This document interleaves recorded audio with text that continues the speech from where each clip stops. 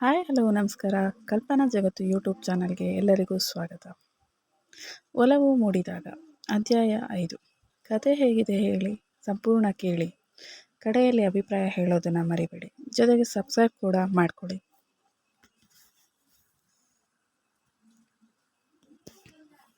ಸ್ನಾನ ಮಾಡೋಕ್ಕೆ ಹೆಲ್ಪ್ ಮಾಡ್ತೀಯಾ ಅಂತ ಕೇಳಿತು ಅಂದ ರೇಗುವಂತೆ.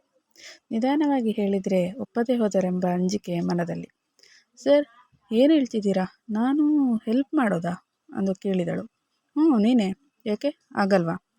ಮರೆತೋಯ್ತಾ ನೀನು ನಾನು ಹೇಳಿದ ಕೆಲಸ ಮಾಡ್ತೀನಿ ಅಂದಿದ್ದು ಅಂತ ಕೇಳಿದ ಕೋಪದಲ್ಲಿ. ಮಾಡ್ತೀನಿ ಬನ್ನಿ ಸರ್ ಅಂದು ತೋಳು ಹಿಡಿದು ಅವನ ಎಬ್ಬಿಸಿದ್ಲು. ಅವಳ ಸನಿಹಕ್ಕೆ ಹೃದಯ ಎದ್ದೆದ್ದು ಕುಣಿತಿತ್ತು. ತನ್ನ ಪ್ರೀತಿಯ ತೋರಿಸುವ ರೀತಿ ಕೂಡ ತಿಳಿಯದ ಹುಡುಗ ಸುಮ್ಮನೆ ಅವಳ ಸನಿಹವ ಎಂಜಾಯ್ ಮಾಡುತ್ತಿದ್ದ. ಬಾತ್ರೂಮ್ ಒಳಗೆ ಅವನ ಕರ್ಕೊಂಡು ಹೋದವಳೆ ಅವನ ಶರ್ಟ್ ತೆಗೆಯೋಕ್ಕೆ ಹೇಳಿ ನೀರು ಹದ ಮಾಡೋಕ್ಕೆ ಶುರು ಮಾಡಿದ್ಲು. ಮಾಮೂಲಿ ಹಾಗೆ ಶರ್ಟ್ ಮತ್ತು ಪ್ಯಾಂಟ್ ತೆಗೆದ ಹುಡುಗ ಬರೇ ಉಡುಪಿನಲ್ಲಿ ನಿಂತಿದ್ದ. ನೀರು ಹದ ಮಾಡಿ ತಿರುಗಿದವಳು ಒಮ್ಮೆಲೆ ಅಯ್ಯೋ ಅಂದು ಅತ್ತ ತಿರುಗಿದ್ಲು. ಏನಾಯಿತು ಪಾರಿ ಅಂದ ಅಮಾಯಕನಂತೆ. ನಿಜವಾಗ್ಲೂ ಅವನಿಗೆ ತಿಳಿದಿರಲಿಲ್ಲ ಕಾರಣ. ಸರ್, ಏನಿದು ನಿಮ್ಮ ಅವಸ್ಥೆ? ಯಾರಾದರೂ ಹುಡುಗಿ ಮುಂದೆ ಹೀಗೆ ಇರ್ತಾರಾ? ನಾಚಿಕೆ ಆಗಲ್ವಾ ನಿಮಗೆ ಅಂದು ತುಸು ಜೋರಾಗಿ. ಅವನ ಅವತಾರ ನೋಡಿದವಳಿಗೆ ಇರುಸು ಮುರುಸಾಗಿತ್ತು. ಸ್ನಾನ ಮಾಡುವಾಗ ಹೀಗೆ ಇರೋದು, ಬಟ್ಟೆ ಹಾಕ್ಕೊಂಡು ಸ್ನಾನ ಮಾಡೋಕ್ಕೆ ಆಗುತ್ತಾ ಅಂದ ಮಾಮೂಲಿಯಾಗಿ. ಅಯ್ಯೋ ಅಂದು ತನ್ನ ತಲೆಗೆ ಹೊಡೆದುಕೊಂಡಿದ್ಲು. ಯಾಕೆ, ಏನಾಯಿತು? ತಲೆಗೆ ಯಾಕೆ ಹೊಡೆದುಕೊಳ್ತಿದ್ಯಾ? ತಲೆನೋವಾ ಅಂದು ಅವಳ ಎದುರಿಗೆ ಬಂದ.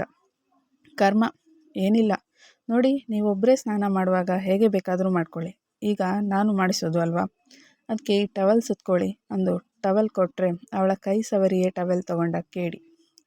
ಪಾರಿ ಹದ ಬೆಚ್ಚಗಿರೋ ನೀರು ಹಾಕಿ ಸೋಪ್ ಹಾಕಿ ನೀಟಾಗಿ ಉಜ್ಜಿದ್ರೆ ಇಲ್ಲಿಗೆ ಚೂರು ಇಲ್ಲಿಗೆ ಸ್ವಲ್ಪ ಅಂದು ಅವಳ ತಾಳ್ಮೆಗೆಡಿಸುತ್ತಿದ್ದ ಹುಡುಗ.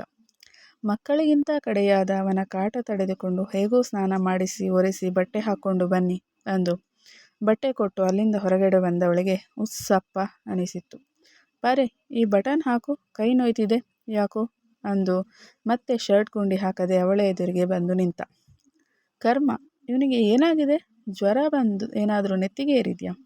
ಹೀಗಾಡ್ತಾ ಇದ್ದಾನೆ ಅಂತ ಮನದಲ್ಲಿ ಬೈಕೊಂಡು ಗುಂಡಿ ಹಾಕಿದವಳಿಗೆ ಅರಿವಿಲ್ಲ ಅವನಿಗೆ ನೆತ್ತಿಗೆ ಏರೋದು ಜ್ವರ ಅಲ್ಲ, ಅವಳ ಮೇಲಿನ ಪ್ರೀತಿ ಅಂತ. ನೀವು ಸ್ವಲ್ಪ ರೆಸ್ಟ್ ಮಾಡಿ, ನಾನು ಬಟ್ಟೆ ಒಗೆದು ಬರ್ತೀನಿ ಅಂತ ಹೊರಟೋಳು. ಅವಳ ಕೆಲಸ ಮುಗಿಸಿಕೊಂಡು ಬರುವವರೆಗೂ ಅವಳ ಸನಿಹವನ್ನೇ ನೆನೆದು ನಗುತ್ತಿದ್ದ. ಅದೇನೋ ಹೊಸತರ ಅನುಭವ ಅವನಿಗೆ. ಕಾಲೇಜ್ ಓದುವಾಗ ಅದೆಷ್ಟೋ ಹುಡುಗಿರು ಮೈಮೇಲೆ ಬಿದ್ದು ಮಾತನಾಡಿದ್ರೂ ಏನೂ ಅನಿಸದೇ ಇದ್ದವನಿಗೆ ಈಗ ಪಾರಿ ಸನಿಹ ವಿಶೇಷ ಅನುಭೂತಿ ನೀಡಿತ್ತು.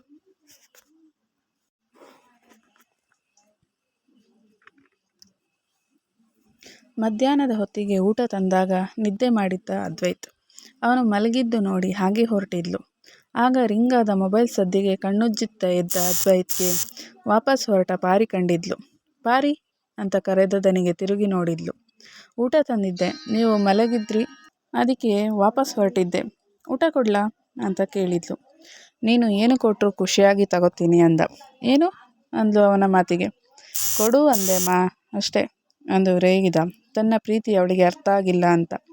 ಹೇಳಿದ್ರೇ ಅರ್ಥ ಮಾಡಿಕೊಳ್ಳೋರು ಕಷ್ಟ, ಅಂಥದ್ರಲ್ಲಿ ಇವನ ಮನದ ಮಾತು ಅವಳಿಗೆ ಹೇಗೆ ತಿಳಿಬೇಕು?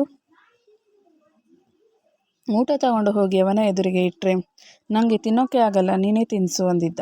ನಾನಾ ಅಂತ ಕೇಳಿದವಳತ್ತ ನೋಡಿದವನ ನೋಟಕ್ಕೆ ಎದರಿ ತಿನ್ನಿಸ್ತೀನಿ ಅಂದಿದ್ಲು.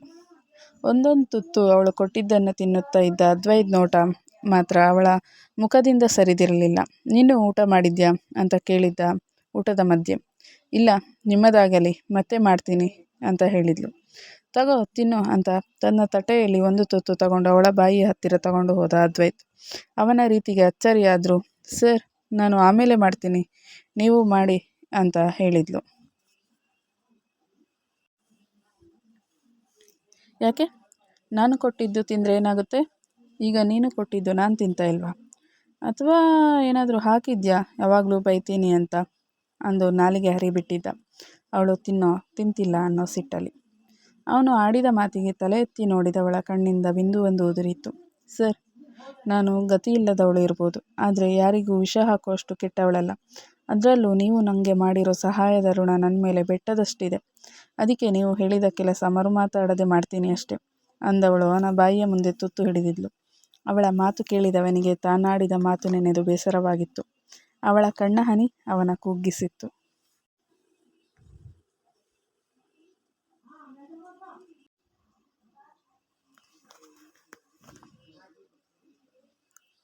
ನನ್ನ ಮಾತಿನ ಅರ್ಥ ಅದಲ್ಲ ಪಾರಿ.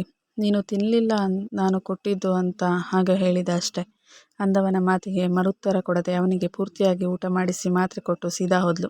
ಛೆ, ಯಾಕೆ ಹಾಗೆ ಮಾತಾಡಿದೆ ನಾನು ಅಂದು ತನ್ನನ್ನೇ ಹಳಿದುಕೊಂಡ. ಅದೇಕೋ ಅವಳ ಮುಂದೆ ಹೋಗಲು ಹಿಂಜರಿಕೆಯಾಗಿ ಸುಮ್ಮನೆ ಅಲ್ಲೇ ಕುಳಿತ. ಮಾತಾಡಿದರೆ ಹೋಯ್ತು, ಮುತ್ತು ಹೊಡಿದರೆ ಹೋಯ್ತು. ಅವನ ಪ್ರೀತಿಯನ್ನೇ ಅರ್ಥ ಮಾಡಿಕೊಳ್ಳದವಳ ಮನಸ್ಸ ತನ್ನ ಮಾತಿನಿಂದ ಮುರಿದ. ಅವಳನ್ನು ಒಲಿಸಿಕೊಳ್ಳುವನೋ ಇಲ್ಲ.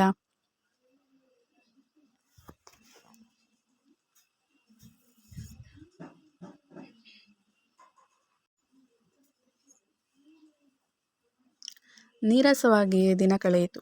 ಪಾರಿಯ ಎದುರಿಗೆ ಮುಖ ನೋಡಿ ಮಾತನಾಡುವ ಮನಸ್ಸು ಇರಲಿಲ್ಲ ಅದ್ವೈತ್ಗೆ. ಅವಳ ನೋವಿಗೆ ತಾನೇ ಕಾರಣ ಅನ್ನೋ ಭಾವ ಅವನ ಕಾಡುತ್ತಿತ್ತು. ಪಾರಿ ಮಾತ್ರ ನಿರ್ಭಾವುಕಳು. ಎಂದಿನಂತೆ ಅವನ ಕೆಲಸ ಎಲ್ಲ ಮಾಡಿದ್ಲು. ನಿನ್ನೆಯ ಗಿಲ್ಟ್ನ ಕಾರಣ ಸ್ನಾನ ಮಾಡಿಸೋಕೆ ಹೇಳಲಿಲ್ಲ ಅದ್ವೈತ್.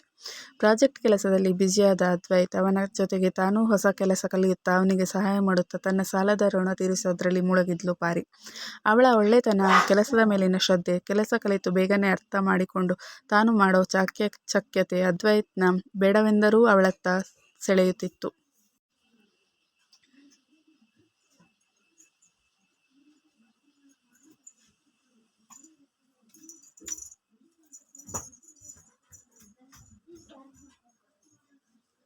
ಆಗೊಮ್ಮೆ ಈಗೊಮ್ಮೆ ಅವಳನ್ನು ಕಾಡುತ್ತಿದ್ದ. ಆದರೆ ಮುಗ್ಧೆ ಪಾರಿ ಅದವನ ಕೋಪ ಎಂದುಕೊಂಡಳೆ ವಿನಃ ಬೇರೇನೂ ಅರ್ಥ ಆಗದೇ ಇದ್ದಿದ್ದು ಅದ್ವೈತ್ನ ದುರದೃಷ್ಟವಾಗಿತ್ತು. ಹುಟ್ಟಿದಾಗಿನಿಂದ ಬರೀ ಅನುಕಂಪ, ಕರುಣೆ, ತಾತ್ಸಾರ ಕಂಡವಳಿಗೆ ಪ್ರೀತಿಯ ಪರಿಭಾಷೆಯಾದ್ರೂ ಹೇಗೆ ತಾನೇ ತಿಳಿದೀತು?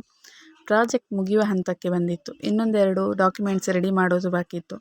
ಅಂದು ತಡರಾತ್ರಿವರೆಗೂ ಕೆಲಸ ಮಾಡಿದ್ದ ಅದ್ವೈತ್. ಅವನಿದ್ದ ಅಂದಮೇಲೆ ಪಾರಿ ಕೂಡ ಇರಲೇಬೇಕು ಅಲ್ವಾ?